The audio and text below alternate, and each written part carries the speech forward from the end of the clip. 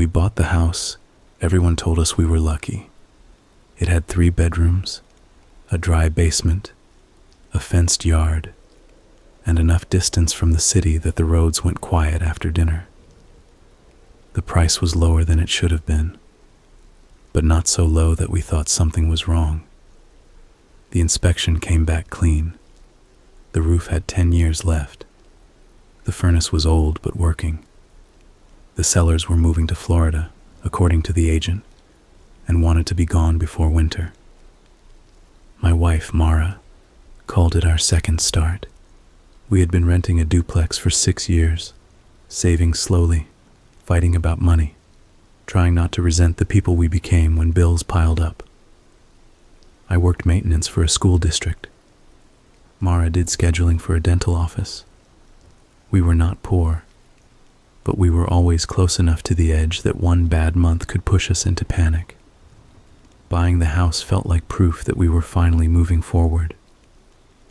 The neighborhood looked normal in the way older neighborhoods do. Split levels, ranch houses, pickup trucks in driveways, basketball hoops with cracked bases, wind chimes, porch flags, flower beds that had been cared for by the same hands for decades. People waved but did not crowd us. Dogs barked behind fences and stopped when their owners called them. At night, porch lights came on, then kitchen lights, then the soft blue flash of televisions. Our next-door neighbor came over before the moving truck had even backed into the driveway. He was an older man, probably in his late 70s, thin but not frail. His name was Walter Pike. He had white hair cut close to his head, and the kind of posture you see in men who worked on their feet their whole lives. He wore clean jeans, a tucked-in work shirt, and brown leather shoes that had been polished so often the toes looked almost black. His face was long and lined, and his eyes were pale gray. Not cold exactly, more like washed out. He carried a glass dish covered in foil. "Figured you folks would be too tired to cook," he said. His voice was soft. I remember that most. He did not push words out. They came gently, like he did not want to bother anyone. Mara thanked him and asked if he wanted to come in, but we had boxes stacked everywhere and no chairs free. Walter smiled and waved it off. "Another time," he said. "You need anything? I'm right there." He pointed to the blue ranch house on our left. It sat closer than I liked, with only a strip of grass and a chain-link fence between the yards. His place was neat, almost painfully neat. The hedges were square. The gutters were clean. The driveway had no oil stains. Every blind in every window was set at the same angle. After he left, Mara opened the foil. It was chicken and rice with green beans on the side, still warm enough to steam. "That was sweet," she said. "It was," I said. We ate it sitting on the living room floor, using plastic forks, surrounded by boxes marked with black marker. The food was simple but good, a little bland, like church potluck food. That night, after we got the mattress set up, I woke to the sound of someone outside. At first, I thought it was the house settling or a raccoon on the bins. Then I heard the scrape of metal on concrete. I got up and looked through the front blinds. Walter was in our driveway, dragging our garbage cans to the curb. It was late. I did not check the time. I remember the street being dark, except for the porch lights and the moonlight on his white hair. He moved slowly, but without hesitation, one can in each hand, lining them at the curb with their handles facing the same direction. When he finished, he stood there for a second, looking at them, then adjusted one can by a few inches. I almost opened the door to say something, but I was half asleep and unsure if I should be annoyed or grateful. Trash pickup was the next morning. We had forgotten. I went back to bed. In the morning, I told Mara. She laughed. "You're mad he took out our trash?" "I'm not mad," I said. "It's just weird. It's neighborly. Neighborly is reminding us, not doing it in the middle of the night." Mara kissed my cheek and told me I was cranky because I had slept badly. Walter came by again that afternoon with a paper bag of tomatoes from his garden. He said he always grew too many. When I thanked him for the trash cans, he looked pleased, like a kid praised for helping. "Collection comes early," he said. "Didn't want you to miss it your first week." I wanted to ask why he was awake so late, but it felt rude. He was old. Maybe old people slept strange hours. My dad used to wake before sunrise just to sit in the kitchen with coffee and stare out at the yard. Some people get used to quiet. For the first month, Walter was the best neighbor anyone could ask for. That is what makes this hard to explain. If he had been strange from the start in an obvious way, if he had glared from behind curtains or asked personal questions or stood too close, I think we would have kept our distance. But he was kind in a way that made you feel guilty for questioning it. He brought us food twice a week. Soup, casserole, banana bread, meatloaf, jars of pickles. He never stayed long.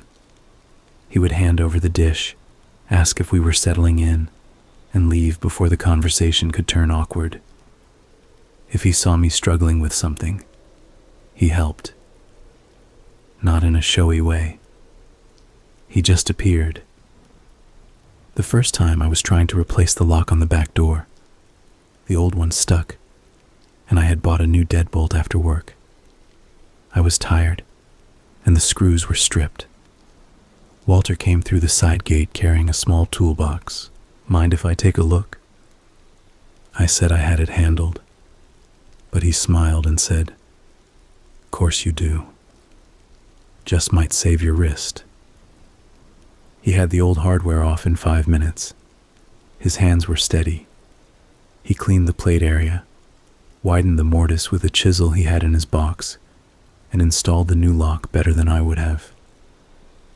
"You were a carpenter?" I asked. "Did a bit of everything," he said. "Thanks. Really? No trouble." He wiped the handle with a rag before he left. Another time, Mara came home to find he had trimmed the branches that hung over our driveway because they scraped her car in the wind. He had swept the leaves into 3 paper bags and stacked them by the fence. She was thrilled. I tried to be too. "Don't make it weird," she told me when I said he should ask first. "I'm not making it weird. He's in our yard when we're not home. He's helping. He can help after asking." Mara sighed and looked toward his house through the kitchen window. "He's alone, Ben. Maybe helping is what he has." That shut me up. Walter was a widower. He told us that on a Sunday afternoon when Mara invited him over for coffee on the porch. His wife had died 12 years earlier. Her name was Ellen. They never had children. He said that without sadness, like reading a line from a form. He used to work at the paper mill before it closed. Then he did handyman jobs and worked part-time at a hardware store until his knees got bad. "Do you have family nearby?" Mara asked. "Not anymore," he said. He did not explain. He drank his coffee black and held the mug with both hands, even though the day was warm. His eyes moved around our yard while Mara talked, not like he was bored, more like he was taking inventory. Our yard was the main reason we bought the house. It was bigger than the others on the street because the lot widened toward the back. There was a maple tree near the fence, a rusted metal shed, and an empty garden bed along the rear property line. The previous owners had let the grass grow patchy around it. The soil there was darker and slightly raised. Mara wanted to plant vegetables in spring. Walter stared at that back corner more than once. "You garden?" he asked her. "I want to learn," she said. He nodded. "Best to start small. That bed back there might be perfect." His fingers tightened around the mug. I noticed because his knuckles went pale. "Ground's no good there," he said. Mara looked surprised. "Really?" "Clay underneath, hard digging, poor drainage. You'll fight it." I thought dark soil was good. Sometimes. He said nothing else, and the conversation moved on. Later, when he left, Mara said he was probably right. I agreed because I did not know anything about gardening. In November, he started bringing in our mail. The first time there was heavy rain. I got home and found our mail stacked neatly on the kitchen counter. I thought Mara had brought it in. She thought I had. Then she found a note tucked under the stack. Rain was coming sideways. Didn't want your things soaked. Walter. The back door had been unlocked. That was on us. We had gotten careless. Mara taped the note to the fridge because she thought it was sweet. I locked the back door and checked it twice. That same week, I started noticing his lights. Walter's house never went dark. Not fully. A bedroom light might turn off, but then the kitchen light came on. Later, the basement window glowed, then the front room. Sometimes when I woke during the night to use the bathroom, I saw his silhouette moving behind the blinds. Slow, upright, constant. He did not seem to sleep. Or if he did, it was never when I happened to look. I told myself it was none of my business. Then one night, I went down to get water and saw him in our backyard. He was standing near the empty garden bed. There was a weak light coming from his side of the fence, maybe from a small flashlight pointed at the ground. He was just beyond the maple tree, his back to me. He wore a dark jacket and gloves. He was looking down at the soil. I stood in the kitchen, holding my glass, not breathing right. After a minute, he crouched and touched the ground, not digging, just pressing his hand to it, like he was checking if it was warm. I opened the back door. The hinges made a small sound. Walter turned his head quickly. "Walter?" I called. He stood up. For a second, he looked caught. Then his face softened into that same gentle smile. "Sorry, Ben. Didn't mean to startle you." "What are you doing?" "Thought I saw a possum limping around back here. Wanted to make sure it wasn't hurt." "In our yard?" "Came through mine. Went under your fence." He walked toward me, moving slowly so I would not think he was sneaking. I could see his breath in the cold air. He had mud on one knee. "You find it?" I asked. "No. Must have moved on." I wanted to tell him he could not come into our yard at night. It was a simple thing to say, reasonable. But standing there with him looking embarrassed and old, I felt like I was making too much out of it. "Next time, just knock," I said. "Course," he said. "You're right." He went through the side gate and closed it behind him. I watched him cross into his own yard. He did not look back. When I told Mara in the morning, she did not laugh this time. "That is weird," she said. "Thank you. Maybe he really saw an animal. Maybe. Did you lock the gate?" "We don't have a lock on the gate." She looked toward the backyard. "We should get one." I installed a latch with a padlock that afternoon. Walter did not comment on it. For 2 days, he did not come by. No food, no tomatoes, no little favors. I thought maybe he had gotten the message, and part of me felt relieved. Another part felt bad. Then on the 3rd evening, he knocked. He had a pot of beef stew in both hands. "Mara mentioned she had a long day Mondays," he said. "Thought this might help."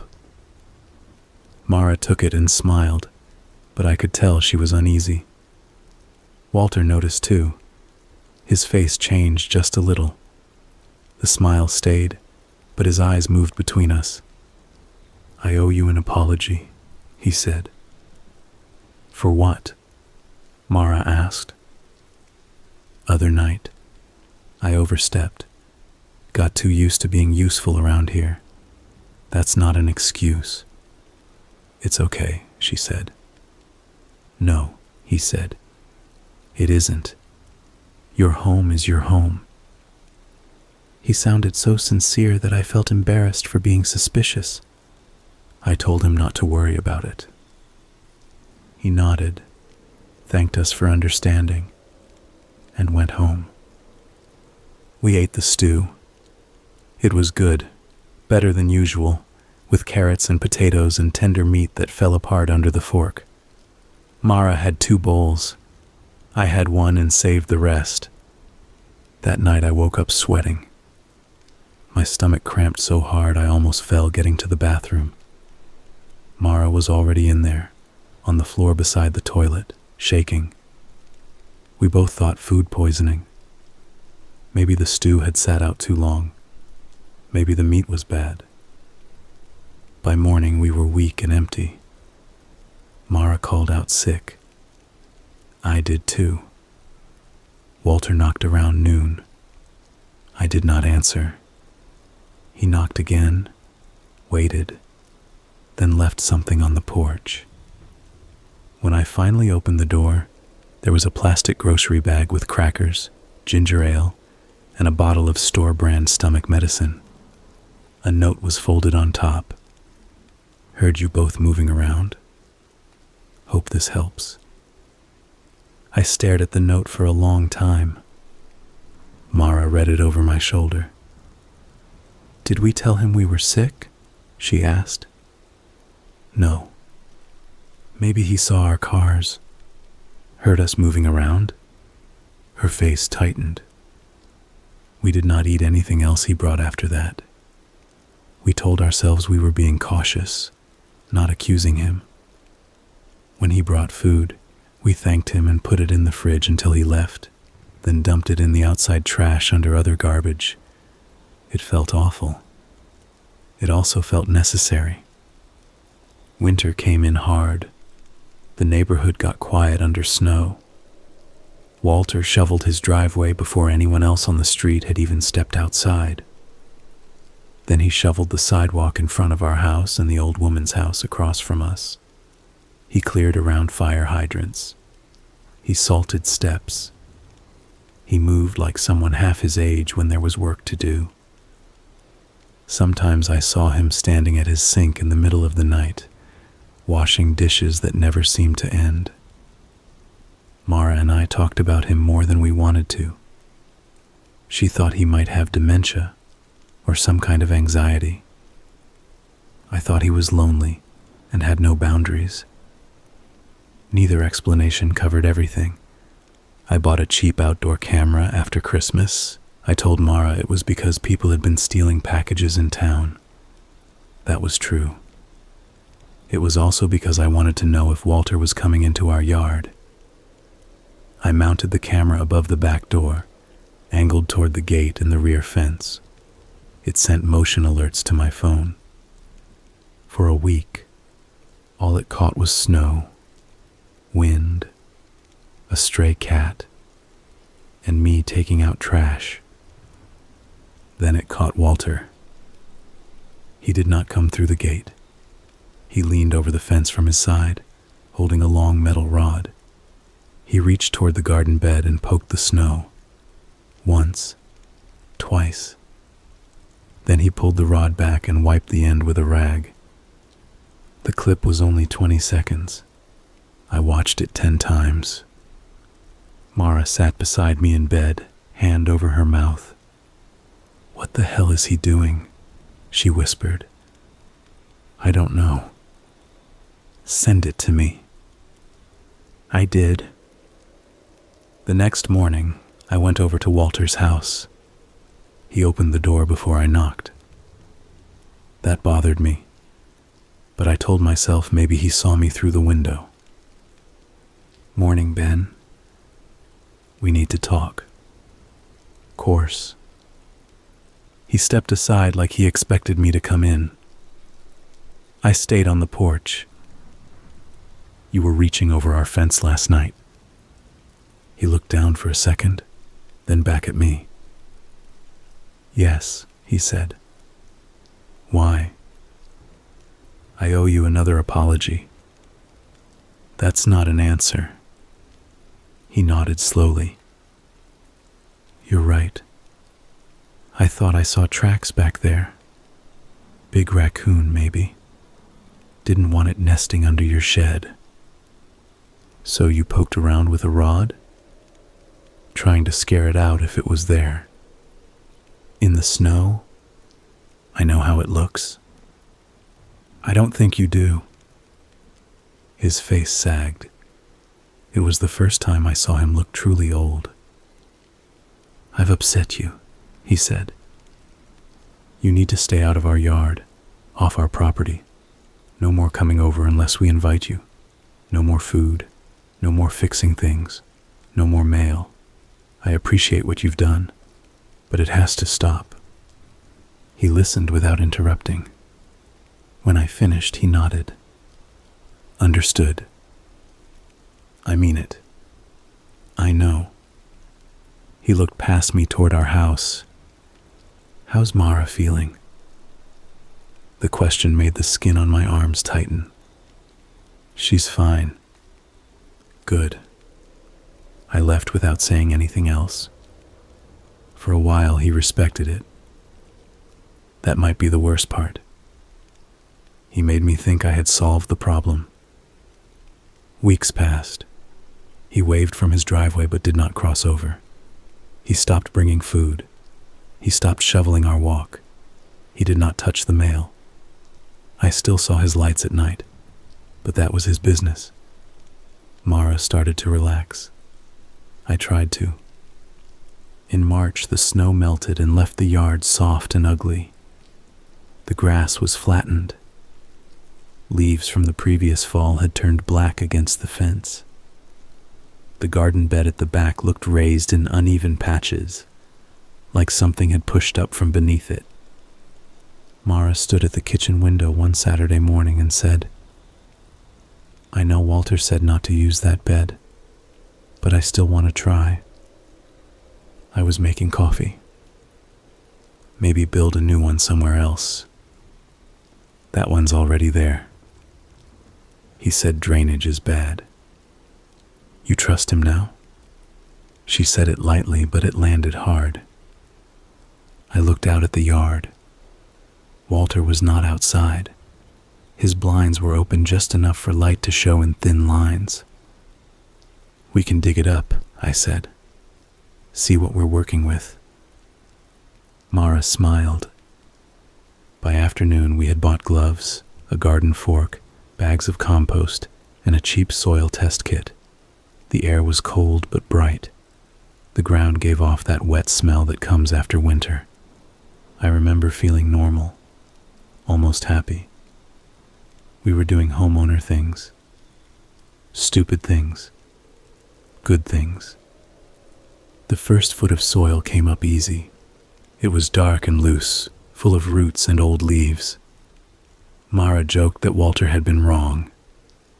Then the shovel hit something solid. I thought it was a rock. I pushed the blade down and felt it scrape across a flat surface. Not stone, plastic. "What is it?" Mara asked. "Maybe old tarp." I cleared more dirt with my hands. A strip of black plastic appeared. Thick, folded, dirty.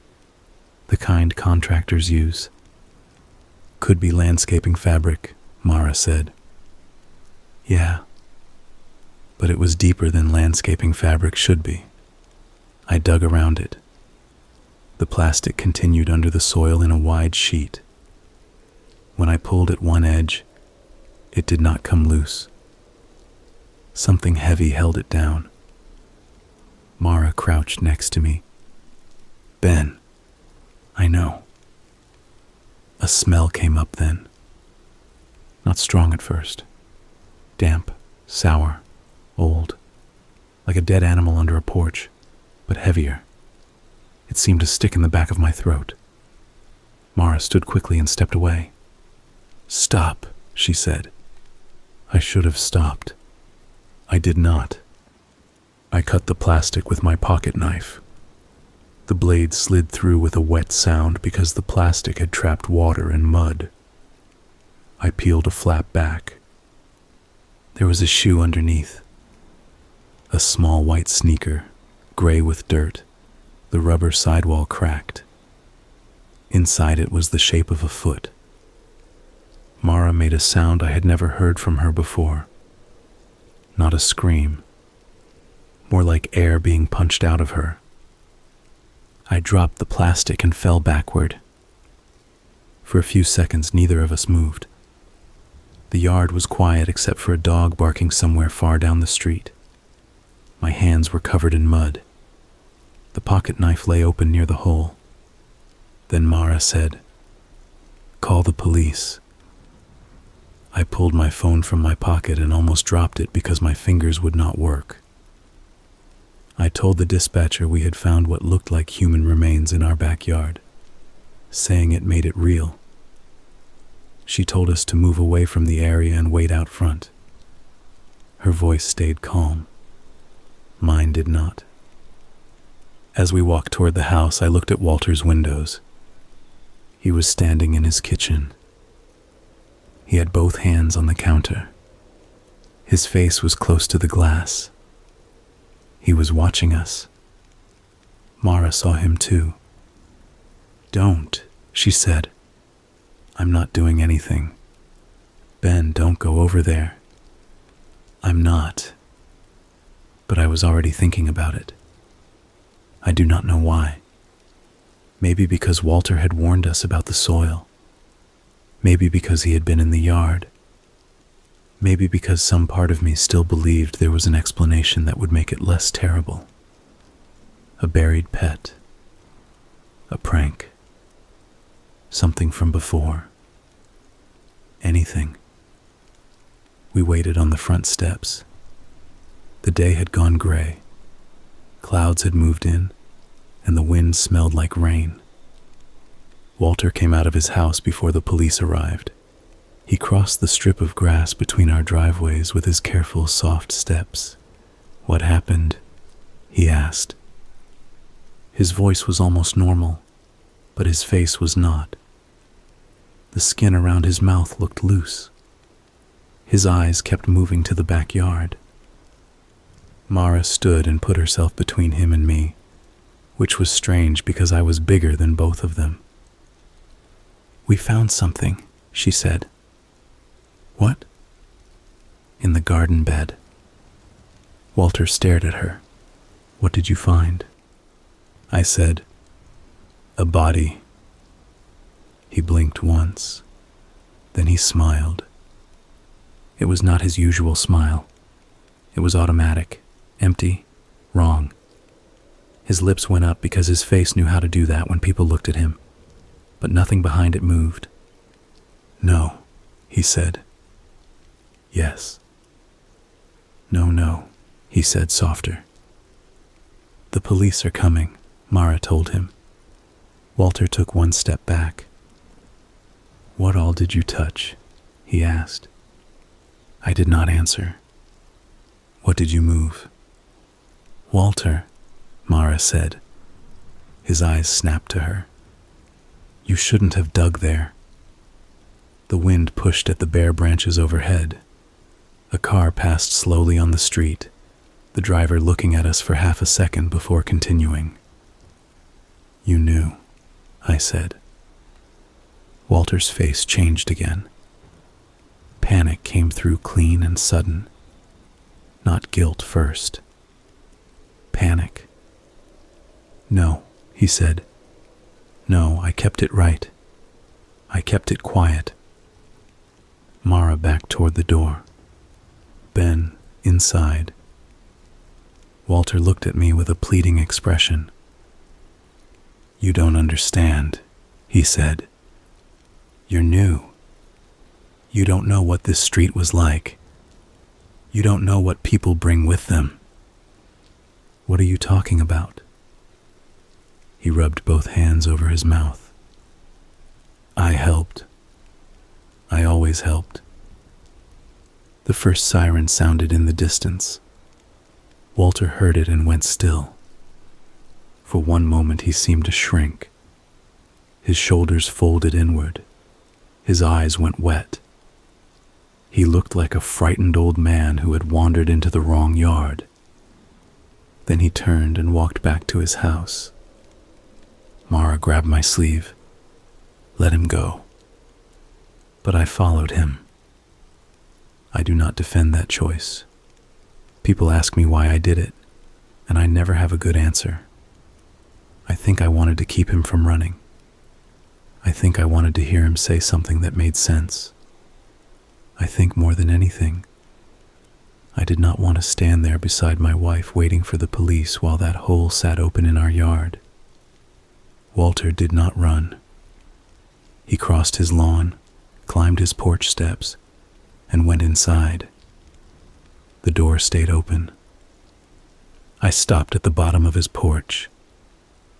Walter? From inside I heard him moving fast, drawers opening, something metal falling, a chair scraping. Walter, come back out. Mara called my name from our yard. The siren was louder now. I stepped onto his porch. His house smelled like bleach. That is the first thing I noticed. Not old wood or dust or food. Bleach. Strong enough to sting my eyes. The front room was neat. Too neat. Plastic covered the couch, not the old protective kind, but clear plastic sheeting tucked tight around the cushions. The carpet had vacuum lines running in perfect rows. Framed photos lined one wall. Walter and Ellen when they were young. Walter at the mill. Walter standing beside a grill with neighbors I did not recognize. Some pictures had been removed, leaving pale rectangles on the wallpaper. I heard him in the kitchen. I walked down the short hall. He stood at the counter with his back to me. He had taken something from a drawer. His right hand was low by his side. Put it down, I said. He turned. He had a knife. Not a big dramatic knife. A long kitchen knife with a black handle, the kind everyone has in a wooden block. His hand shook so hard the blade flickered in the light. I backed up. Walter, don't. He looked past me, toward the open front door, toward the sound of the police coming closer. I was careful, he said. Put it down. I couldn't sleep after Ellen. I tried. I'd lie down and hear everything. Every car, every dog, every pipe. People think quiet is empty. It isn't. Quiet is full of things people don't want seen. He lifted the knife, not toward me, but toward himself. Walter. I watched, he said. Somebody had to. The first police car turned onto our street. I saw the flash of lights through his kitchen window. Walter pressed the blade under his chin. I shouted, but he did it before I could move. He drove the knife upward with both hands. It was fast and ugly and real. His body jerked. The sound he made was wet and shocked, like even he had not expected pain to be that immediate. Blood spilled over his hands and down the front of his clean shirt. He staggered into the counter, knocking a glass to the floor. It shattered near his shoes. I froze. He did not fall right away. That is what I remember most. He stood there, bent slightly forward, the knife still in him, his mouth working around blood. His eyes found mine. He tried to speak. I think he said, "Keep them." Then his knees went out and he hit the floor hard. Mara screamed from the doorway behind me. I do not know when she came over. I do not know how long she had been standing there. I only know her scream broke whatever had locked me in place. 2 officers came in with guns drawn. One pulled me backward by the shoulder. The other shouted at Walter to show his hands, then saw what had happened and lowered his weapon. They ordered us outside. I kept saying he cut himself. I kept saying it like they might not understand. An ambulance came. More police. Then more. They taped off both yards. A detective arrived in a dark coat and asked us questions separately. His name was Carver. He had a tired face and a gentle way of talking that made me trust him for about 30 seconds at a time. He asked what we had found, what we had touched, what Walter had said, how long we had lived there, whether we had noticed anything unusual. I laughed when he asked that. Not because it was funny, because there was too much. I told him everything. The food, the trash cans, the mail, the backyard, the rod over the fence, the lights at night, the stew, the way Walter had stared at the garden bed. Carver wrote it all down. When I finished, he looked toward Walter's house. "Did he ever give you keys?" he asked. "No." "Did you ever give him keys?" "No." "Any chance he copied one?" The question sat in the air. I thought about the back door lock, Walter installing it, Walter holding the keys while I looked for the screws I had dropped, Walter wiping the handle with a rag. "I don't know," I said. Carver nodded like he had expected that answer. They sent us to a hotel that night. We were not allowed back inside except for clothes, and even then an officer came with us. Mara packed in silence. I washed my hands 3 times and still saw dirt under my nails. The news picked it up the next morning. Human remains found in residential backyard. Elderly neighbor dead by suicide. Investigation ongoing. They did not release names at first. They did not say how many bodies. We did not know either. Nobody told us much. Our phones would not stop ringing. My mother cried so hard I could barely understand her. Mara's sister offered to drive down. Our boss called. People from the neighborhood texted things like "praying for you and can't believe this." We stayed at a chain hotel off the highway. The room smelled like carpet cleaner and old smoke. Mara barely spoke. She sat on the edge of the bed with her arms wrapped around herself, watching local news with the volume low. I kept seeing the sneaker. A child's sneaker, I thought at first, but later the police said it belonged to a woman with small feet. Her name was Denise Alvarez. She had gone missing 9 years earlier after leaving a grocery store 2 towns over. Her car was found in a parking lot with her purse still inside. For years, people thought her husband had killed her, even though he had an alibi. He died of a heart attack before they found her. Denise was not the only one. Over the next week, investigators dug up the entire garden bed, then expanded into the area near the shed. They brought tents, lights, screens, specialists. Men and women in white suits moved through our yard carefully, carrying buckets and bags. From the hotel, I watched news footage taken from a helicopter and saw my own backyard turned into a grid. They found 7 bodies. 7. The youngest was 19. The oldest was 68. 4 women, 2 men, and 1 person the police could not identify right away because of the condition of the remains. They had been buried over a span of at least 15 years. Some were wrapped in plastic. Some were wrapped in blankets. One had been placed in a large storage bin that had cracked under the weight of soil. The causes of death were not all released, but enough came out over time. Blunt force trauma, strangulation. One had knife wounds. One had injuries consistent with being hit by a vehicle, though investigators later believed Walter had struck him with his truck in his own driveway and dragged him inside before anyone saw. I learned most of this from Detective Carver, not the news. He called often. Sometimes he asked questions. Sometimes he gave small updates because he said he did not want us learning everything from television. He told me Walter had been on their radar for less than a day before he died. That was the part that made everyone angry. It made me angry too, though I did not know who to aim it at. The missing people had not all been connected.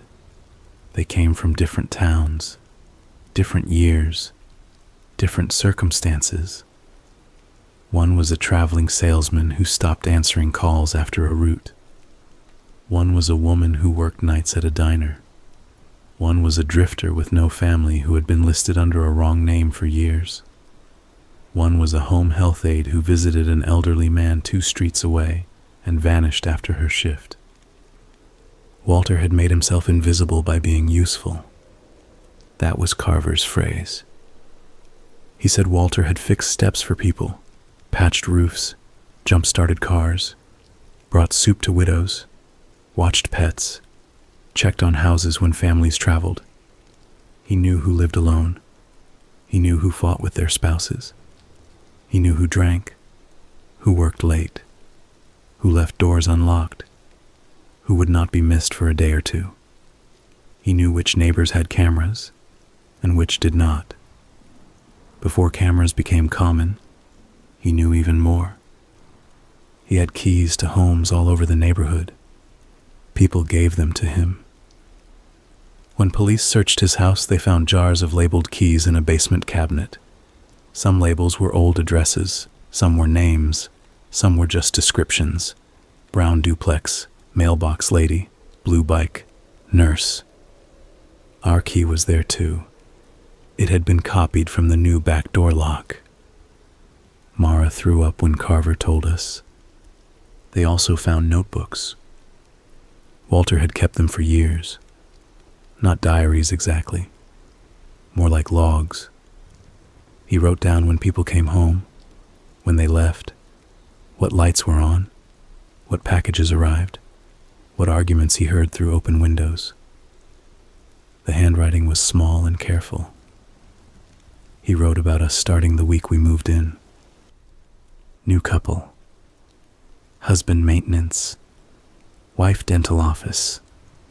Friendly. Door often unlocked during moving. Later entries were worse. She likes tomatoes. He mistrusts help. Both sick after stew. Dose too strong. Avoid food after. Garden interest. Must discourage. Camera installed rear door. Avoid gate. I asked Carver what dose meant. He hesitated before answering. Something was added to the stew.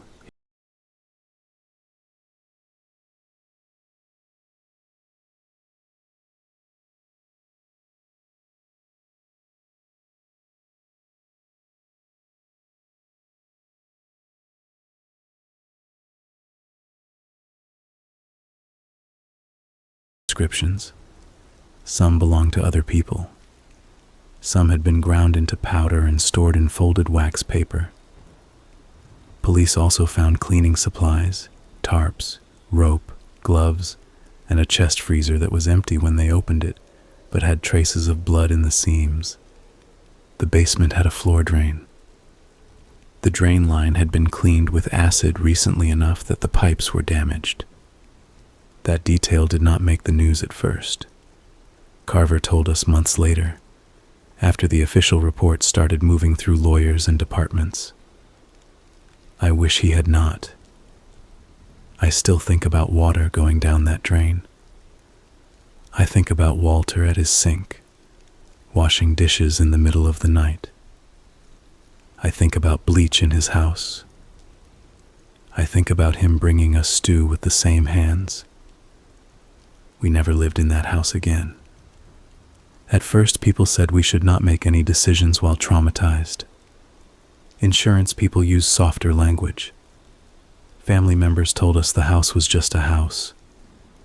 Mara's mother said evil does not live in dirt. I wanted to believe her. I also knew she had not stood in our kitchen and watched a man stare through his window while a body lay under our yard. The bank did not care what happened there.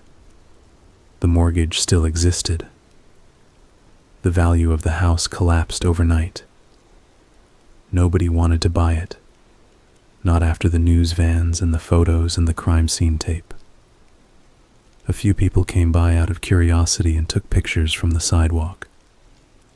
Someone left flowers near our mailbox, even though none of the victims had lived there. Someone else spray-painted monster on Walter's garage door before the police finished with the property.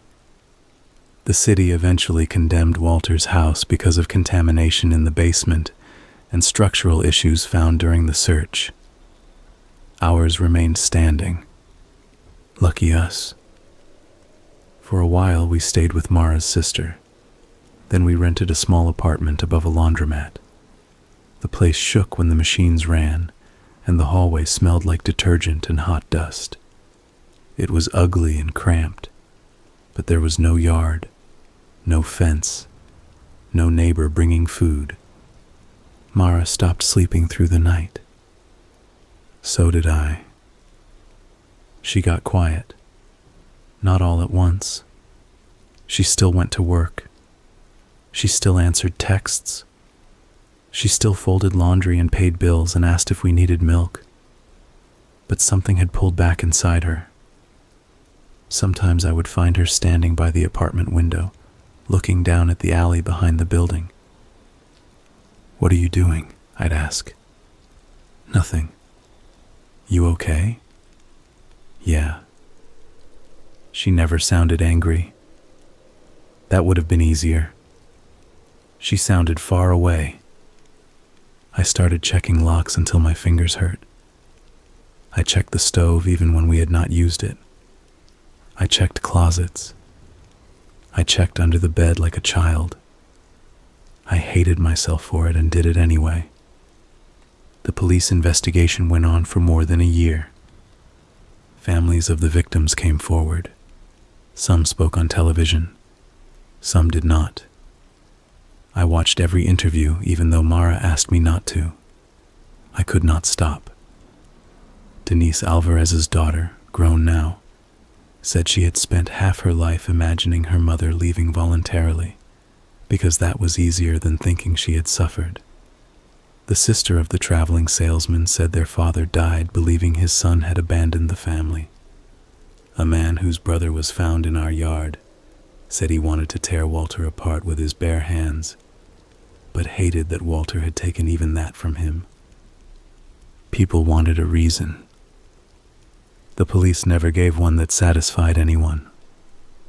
Walter was not diagnosed with anything because he was dead.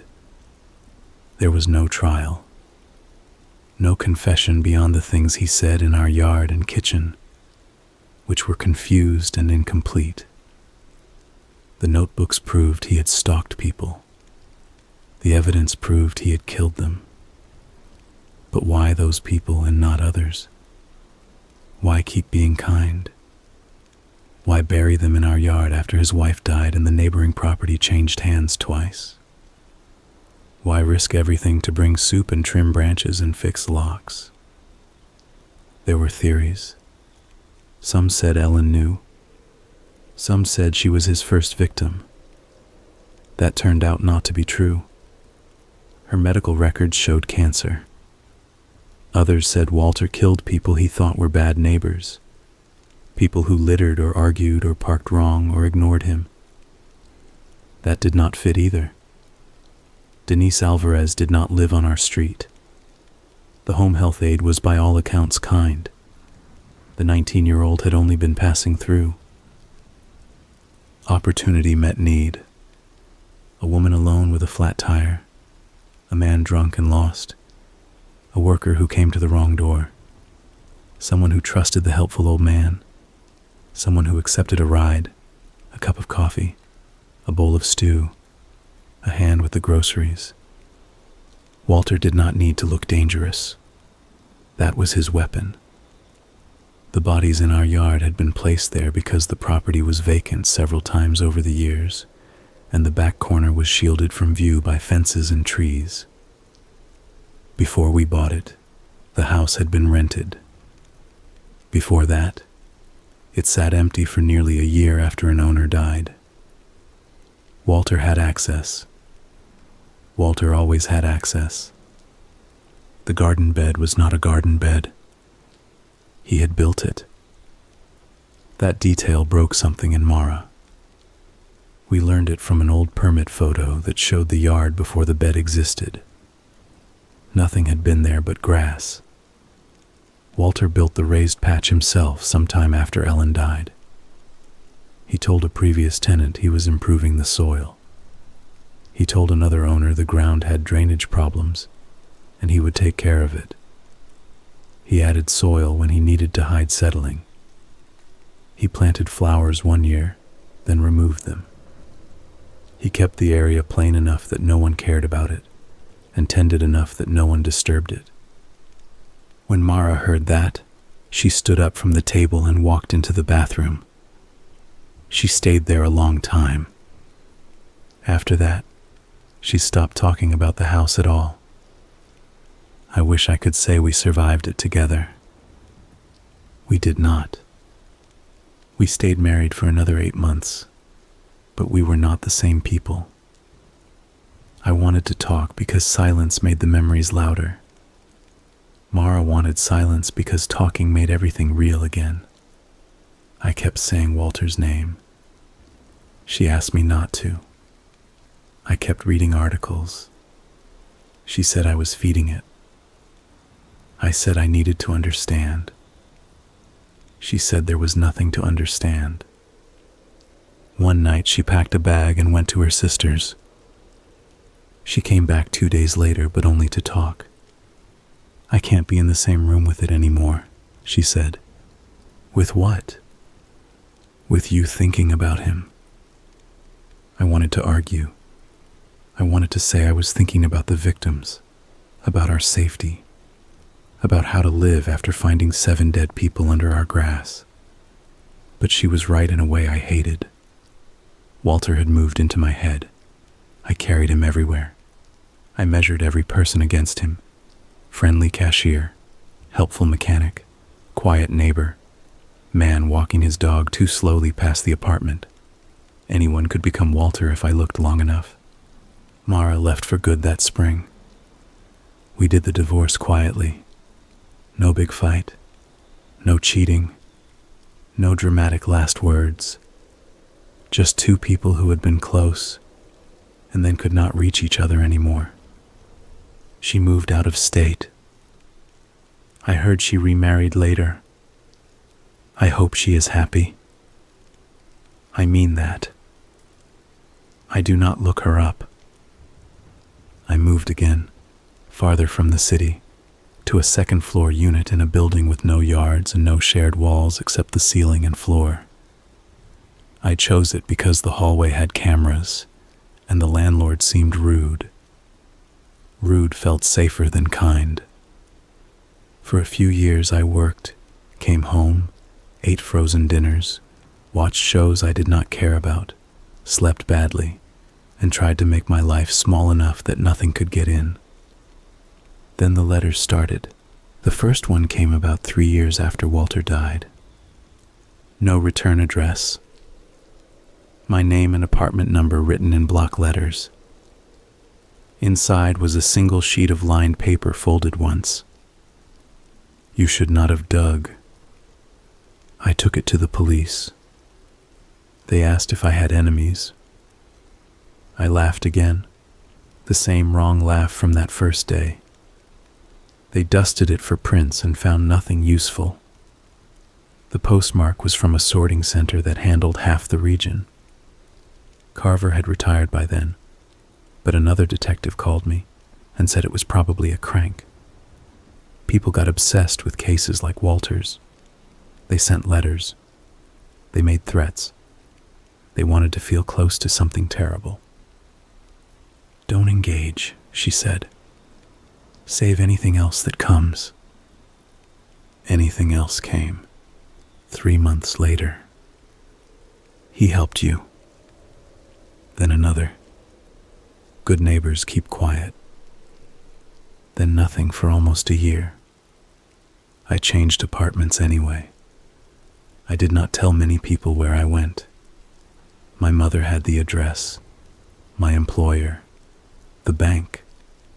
That was about it. A letter found me there too.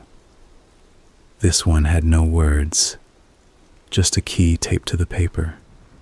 It was old, brass, and worn smooth at the edges.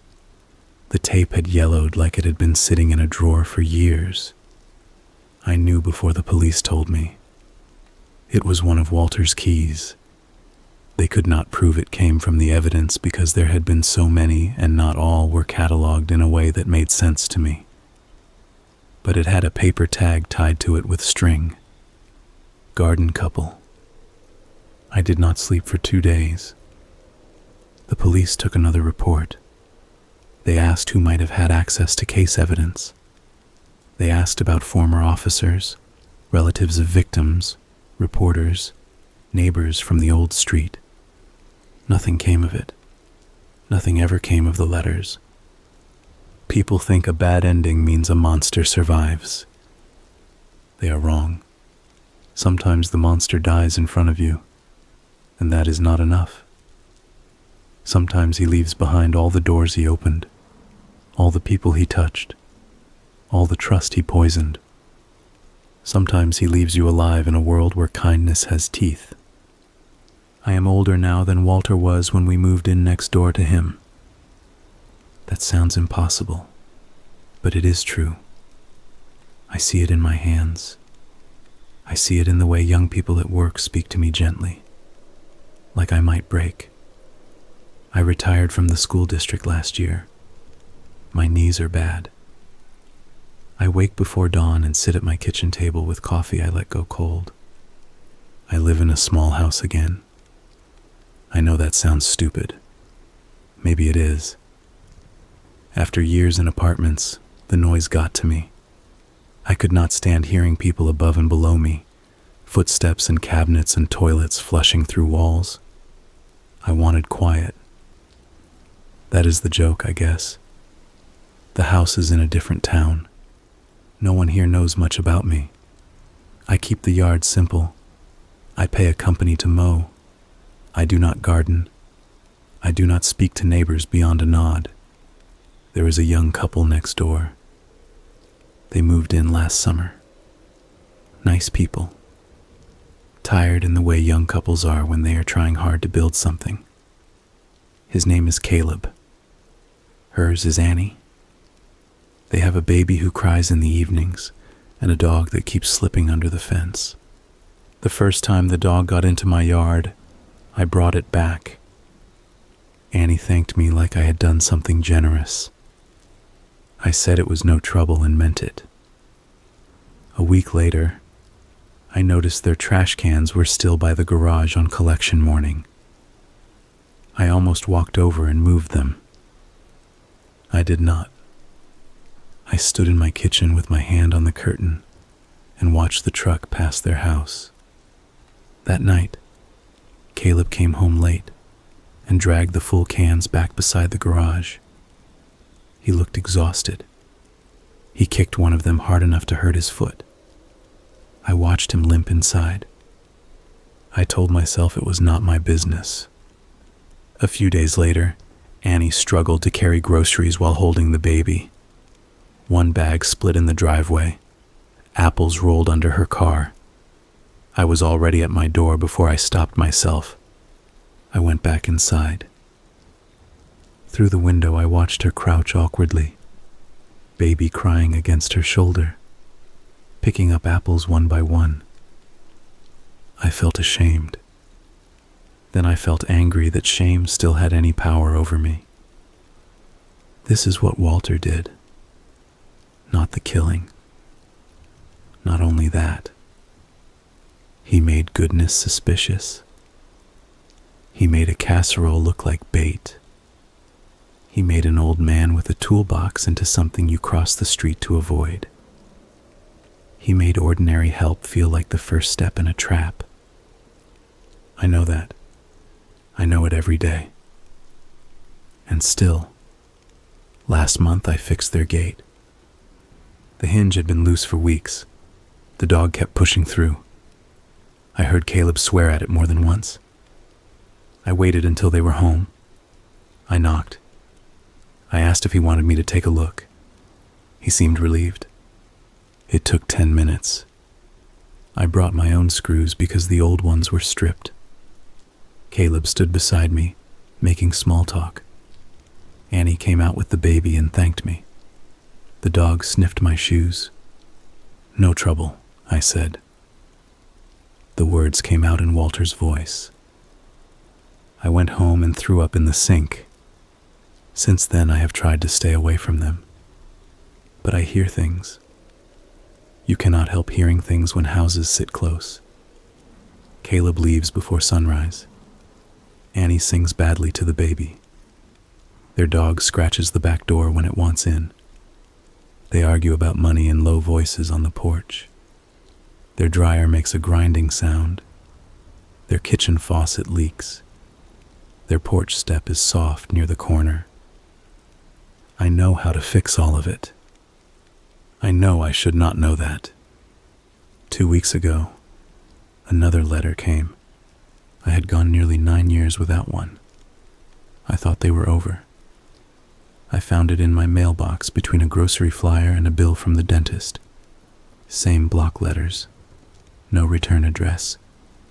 Inside was a page from one of Walter's notebooks. At least it looked like one. I had only seen photocopies during the investigation, but I knew the handwriting. Small, careful, patient. The page had 3 lines. New couple. Baby. Dog digs under fence. Below that, in different handwriting, someone had written, "Your turn." I called the police. They came. They took the letter. They asked the same questions. Did anyone know where I lived? Had I spoken about the case recently? Did I have problems with the neighbors? Had I noticed anyone watching the house? I answered as best I could. One officer, young enough to be my grandson, told me to consider staying with family for a while. He meant well. They always mean well. I thanked him and said I would think about it. I did not leave. I bought better locks. I installed 2 more cameras. I keep the blinds closed now. But the cameras do not help with sound. Last night I heard digging, not in my yard. Next door. A scrape, a pause, another scrape. Metal entering wet soil. Slow, careful work. I sat up in bed and listened until my back hurt from being so still. The sound came from the far side of Caleb and Annie's yard, near the back fence. I told myself it was an animal. The dog. A raccoon. Anything. Then I saw light through the edge of my curtain. A small beam moving low across the ground.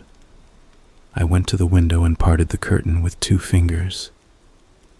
Someone was in their backyard. I could not see the person clearly. Dark clothes. Hood up. Average height. Not Walter. Walter was dead. Walter had been ash in a box for years, or buried, or whatever they did with him. I never asked. The figure stood over a patch of turned soil near the fence. Then they looked up at my house. I let the curtain fall. My phone was on the nightstand. I picked it up and called the police. My voice stayed calm until the dispatcher asked for my address. Then it broke. While I waited, I heard the digging stop. A few minutes later, there was a knock at my front door. Not 3 taps, not a pattern, just a normal knock. The kind a neighbor makes when they need help. I did not move. Another knock came. Then Annie's voice. "Mr. Holden, are you awake?" I stood in the hallway, phone in my hand, listening. "Please," she said. "Something's wrong with Caleb." Her voice sounded real, scared, young. I looked through the peephole. Annie stood on my porch holding the baby against her chest. She was barefoot. Her face was wet, maybe from crying, maybe from rain. Behind her, the street was empty. I opened the door because I am not a monster. That is what I told myself. Annie pushed inside before I could speak. The baby was quiet, too quiet. "Call someone," she said. I did. She looked past me into the house. "You called already?" "Yes." Her expression changed. It was small, barely anything, but I saw it. I stepped back. "Where's Caleb?" I asked. "In the yard." "What happened?" "He found something." The words took the strength out of my legs. Annie smiled then. Not Walter's smile. Not exactly. Hers had sorrow in it, or something close enough to pass. "He said you'd understand," she whispered. I looked at the baby. The blanket moved. Not like a baby moving under it. Like something underneath shifting its grip. I ran. I am not ashamed of that. I ran down the hallway toward the back door. Annie screamed behind me, and something hit the wall hard enough to knock a picture frame to the floor. I grabbed a kitchen chair and jammed it under the basement door handle because that was where the sound had gone. Down. It had gone down, fast and low, not on baby legs. The police arrived less than a minute later. They found Annie on the living room floor, crying and holding an empty blanket. They found Caleb in his backyard, alive but badly beaten, half buried in a shallow hole he had not dug himself. They found a shovel, a flashlight, and a cloth bag full of old keys. They found no baby. That is what the news says now. Missing infant. Home invasion. Possible copycat connection to historic serial homicide case. They say Annie was in shock. They say she remembers bringing the baby to my porch, but not what happened after. They say Caleb may have interrupted someone in the yard. They say the bag of keys is being tested. They say there is no evidence that Walter Pike had an accomplice. They say a lot of things. I am writing this from a motel because the police told me not to stay at the house. I have not slept. Every time a car slows outside, I get up and look through the curtains. I keep thinking about the blanket in Annie's arms and the way it moved. I keep telling myself I was frightened and old and seeing things wrong. But my basement door is damaged from the inside. That is not on the news. An officer told me quietly before I left. The wood around the knob was cracked outward into the hall. The chair I wedged there was broken. Something had tried to pull the door open from below. They searched the basement. Nothing. No tunnels. No open windows. No hidden person. No baby. Just an old brass key on the bottom step. It had a paper tag tied to it with string. The officer would not tell me what it said. He did not have to. I knew. I know because I can hear someone outside my motel room now, moving from door to door with careful, patient steps. Not trying the handles, not yet.